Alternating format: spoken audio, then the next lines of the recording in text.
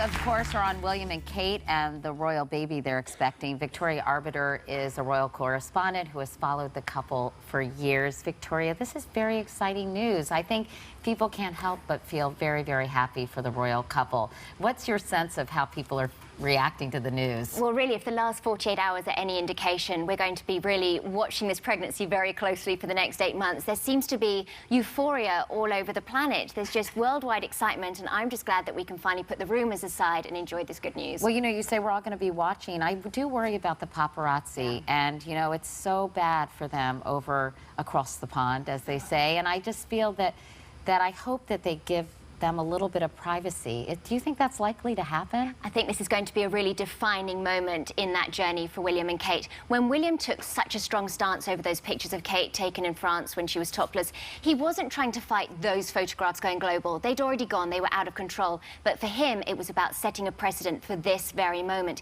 He doesn't want Kate hounded, he wants to protect her, he's made that very clear. So moving forward, it's going to be interesting because there's an insatiable appetite for this news. Meanwhile, there have been some changes in the rules of succession to the throne. Tell us about that and what that means if they have a girl, and then we'll deal with the twin issue. Well, if they have a girl, the good news now is that the pressure's off for Kate. She doesn't have to worry about having a boy because the succession laws now have been changed and have caught up to modern times, saying that if a daughter is born first, she will be the rightful heir to the throne. Right on, Queen Elizabeth. That's right, right on.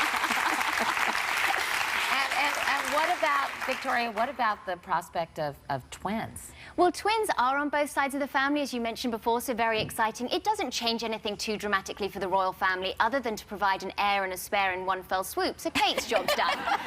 So the pressure's off a little bit in that regard. But what if it's a boy and a girl? I know this is such ridiculous speculation, but I'm going to jump in with it.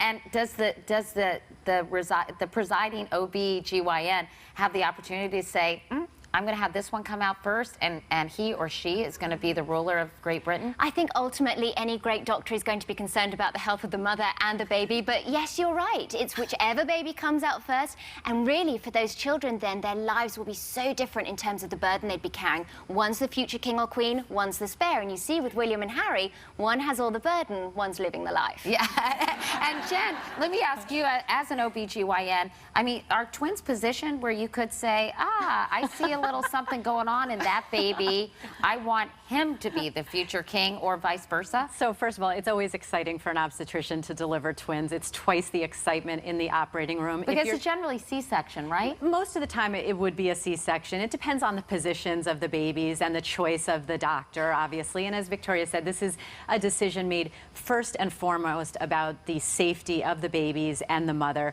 Sometimes, yes, it is a decision that the obstetrician will say, I'm going to go for this one first. But most of the time, you know, you think when you open up the uterus, the baby just flies right out. It's not that simple. So usually it's whatever twin is closest to the top of the uterus where we make that incision. So he couldn't say, excuse me.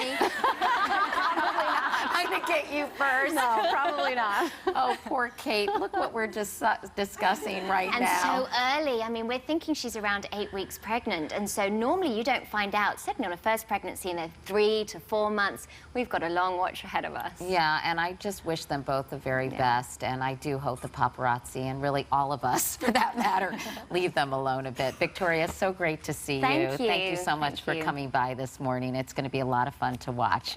And we'll be right back.